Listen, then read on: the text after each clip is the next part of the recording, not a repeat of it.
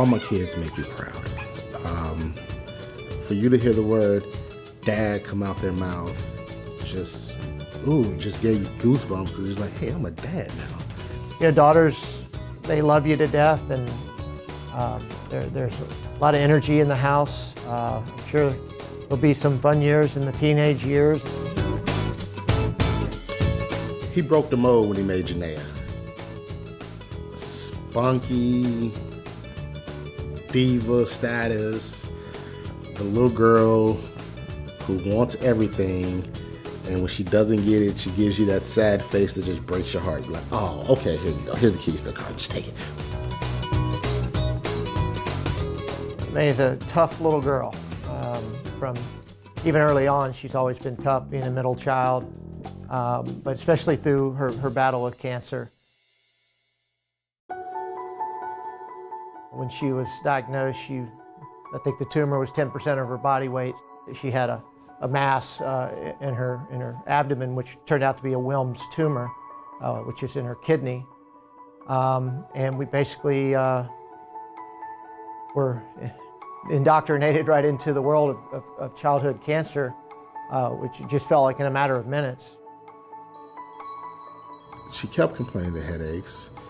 And then one day she got up to go to school and she wasn't feeling well. So I was like, well, just stay home today. I'll stay home with you. We'll just have a daddy-daughter day. So she goes back in the room, lay down, gets up about a couple hours later, was walking down the hall, and she fell. I'm like, Janaea, get up, what's wrong? She's like, I'm trying to. I'm like, girl, stop playing, just get on up and come here. Well, she got up again and fell, and I'm like, wait a minute now, what's causing you to lose your balance? So I took her to the doctor. We went in there, they set us down, and pretty much she has brain cancer. As a father, as a dad, words you thought you'd never hear. On a Wilms tumor, it actually has a very high percentage rate, about a 90% success rate, cure rate, and a non-relapse rate. And so at some point I guess that was a minor relief, because you hear all this bad news and you hear, but we think we can fix it. After the first round of radiation and chemo, it grew. I thought y'all said this was supposed to go down, not get bigger. It was like they didn't understand it, what was going on. That was around the time we got hooked up with Make-A-Wish.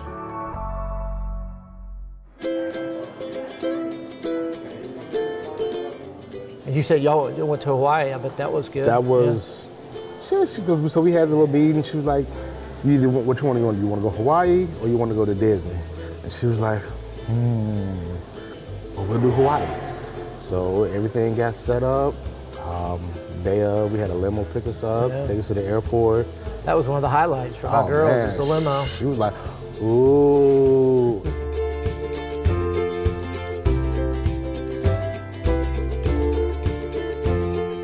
We get off the plane and there's 2 rainbows over Diamond Head. Oh, wow, that's pretty cool. And she was like, oh my gosh. I like, to those of us on the mainland, this is paradise. She enjoyed it. She got to swim with the dolphins. And for those 6 days, you just had fun. Yeah. You know, the whole planning and the anticipation of the trip or the wish is such a neat deal. And then when you actually do the trip, it kind of helped, bring the family together for a week, like you said, and just forget about the doctor's appointments, the chemo, the radiation, the pending surgeries, everything that goes with that. And life was never normal, but that trip was as normal as it could have been. Get away from everybody, just be a family, relax, and just have fun.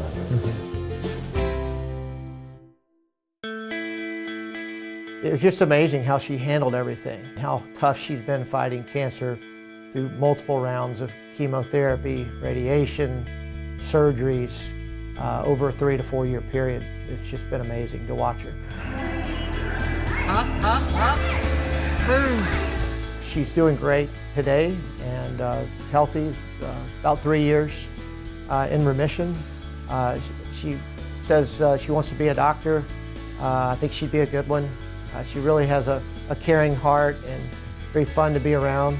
And I'm anxious and excited to see how she grows into that. Later half of 2015, the drugs weren't working. It's like the tumor came unresponsive to the treatment it was getting. But from that point on, I just watched her decline.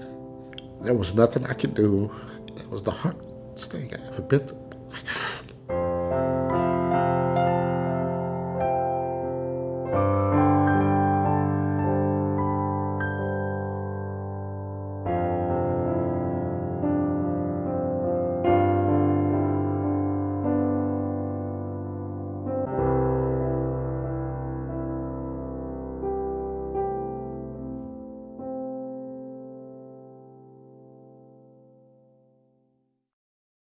People think that Make-A-Wish is maybe just for terminally ill children, or it's for underprivileged children. There's a lot of misconceptions. Make-A-Wish is for every child from 2 to 18 that's had a life-threatening illness. They don't want them to know just hospitals. They want them to know that even though you're fighting, you can still have fun as a kid and go on your wildest vacations imaginable, or meet people that you never thought you'd have a chance to meet. This is one of the most powerful and impactful weeks of a child's life, and it going through a really hard time. I think there's a lot of great causes out there, but when you boil it down, a sick child who maybe has life-threatening or terminal issues, there's not much better cause than to try to help them. It made my little girl's dream come true. And they'll do the same for you.